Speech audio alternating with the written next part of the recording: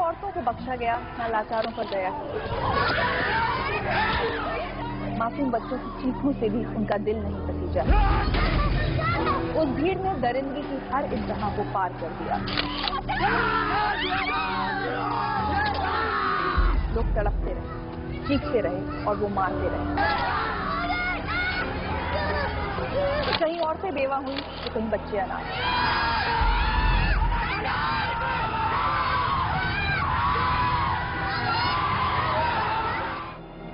पूरे के पूरे मोहल्ले कब्रिस्तान में तब्दील हो गए।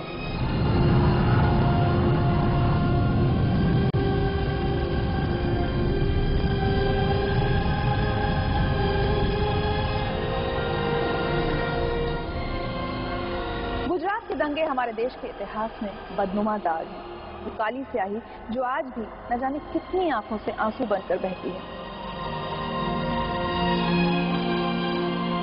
गोधरा में साबरमती एक्सप्रेस में लगी आग की तपिश ने पूरे गुजरात को अपने आगोश में ले लिया और चंद दिनों में ही 1000 से ज्यादा लोगों को अपनी जान से हाथ धोना पड़ा।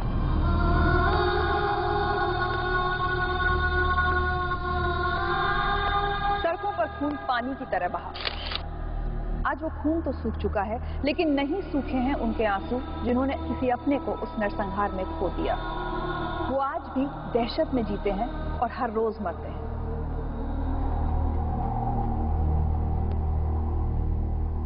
आज हमारे साथ हैं कुछ ऐसे लोग जिन्होंने उस नफरत की आग में अपनी आंखों के सामने अपना सब कुछ राख होते देखा है।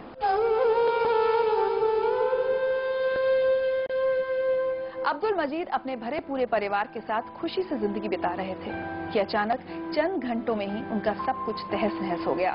नरोड़ा पाटिया में लगी आग में उनका सब कुछ झुलस गया। उनके बच्चों को मौत के घाट उतार दिया गया। उनकी बेटी के साथ बलात्कार किया गया। उनकी गर्भवती पत्नी को भी नहीं बख्शा गया। और ये सब कुछ हुआ अब्दुल मजीद की आंखों के सामने। एक ऐसा मंजर जिसे याद करके वो आज भी सिहर उठते हैं।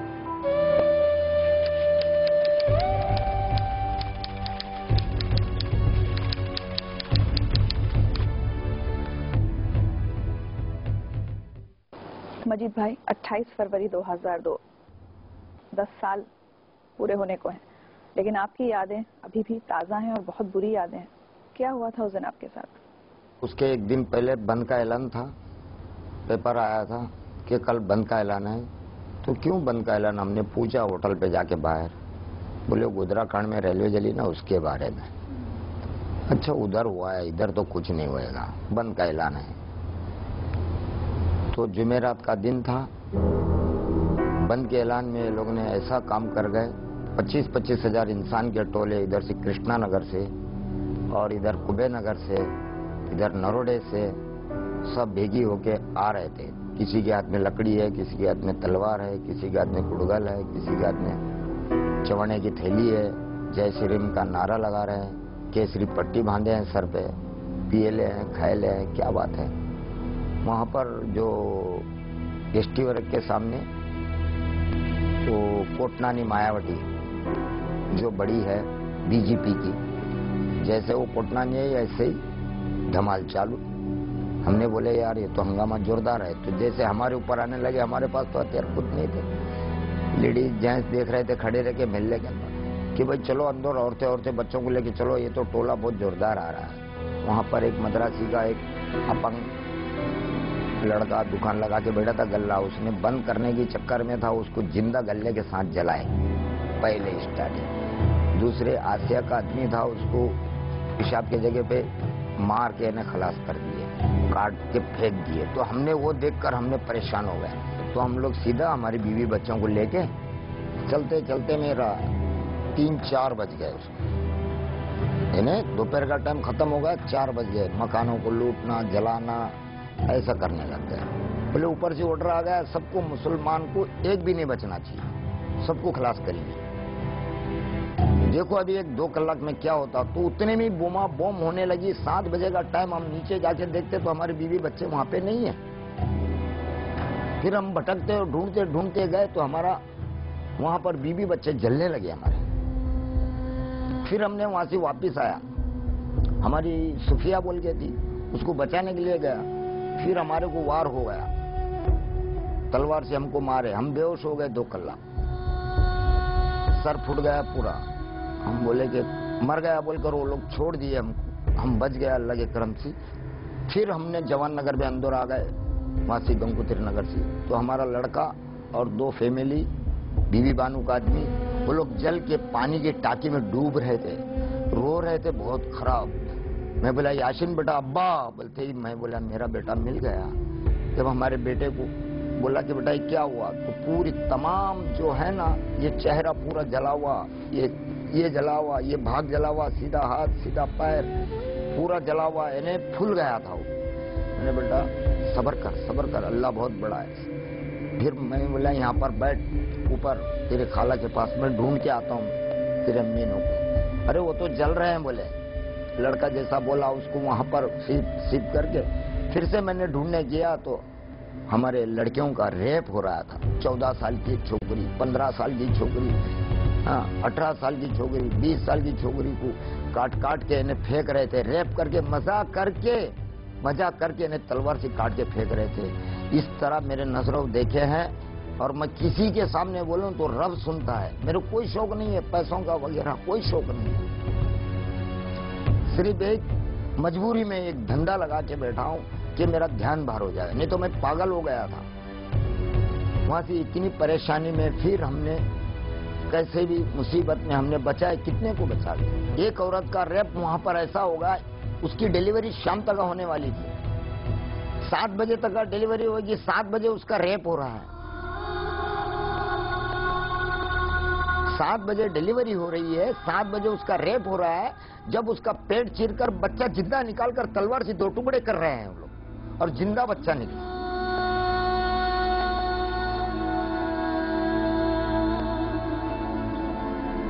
तलवार से पेट चीरकर बच्चा निकाल के 2 टुकड़े करे, हमारे नजरों से देखते हुए। 4-5 साल का लड़की क्या की, 20 साल का, 25 साल का, 18 साल का एक जवान इस तरह रेप कर रहा है। 12 साल 14 साल की छोकरी को लंगी करके रेप कर रहा है। चिल्ला रही है बच्ची, अब्बा अम्मा बचा लो।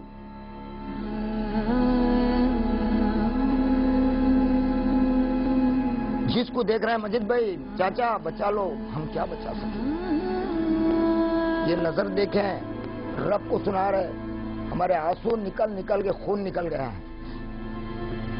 मेरे बीबी बच्चे, 3 लड़के 3 लड़कियां और मेरी बीबी, ये मर गए हैं। हमारा लड़का पूरा 20% जला हुआ है, याशीन। और इस हालत में हम बहुत गम आता है। रोटी खाई नहीं जाती, हमको खाना नहीं खाया जाता, चैन से नींद नहीं होती। आंख मूसता हूं तो याद आता, मैं किसको बोलूं, बोलने से तो आने वाले नहीं है।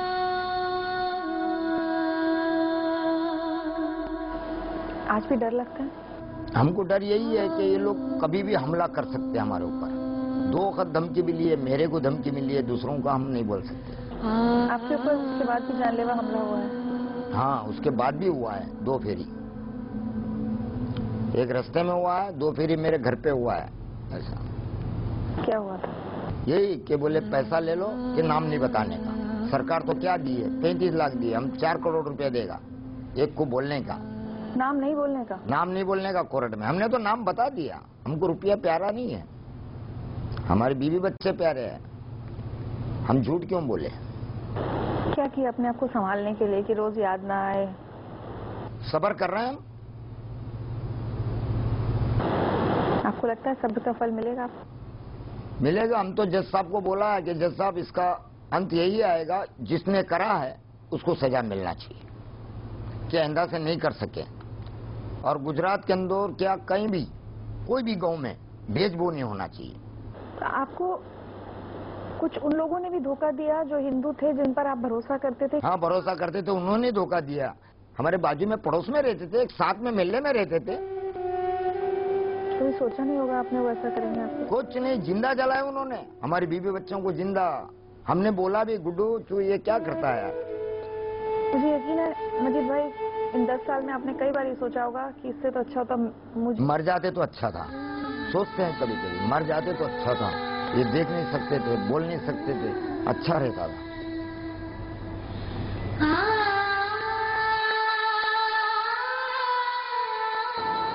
तो आपके मन में नफरत है दूसरे धर्मों के लिए? नहीं नहीं, मैं कर्नाटक में हिंदू के साथ भी रहा, हमारे सेठ के साथ भी रहा।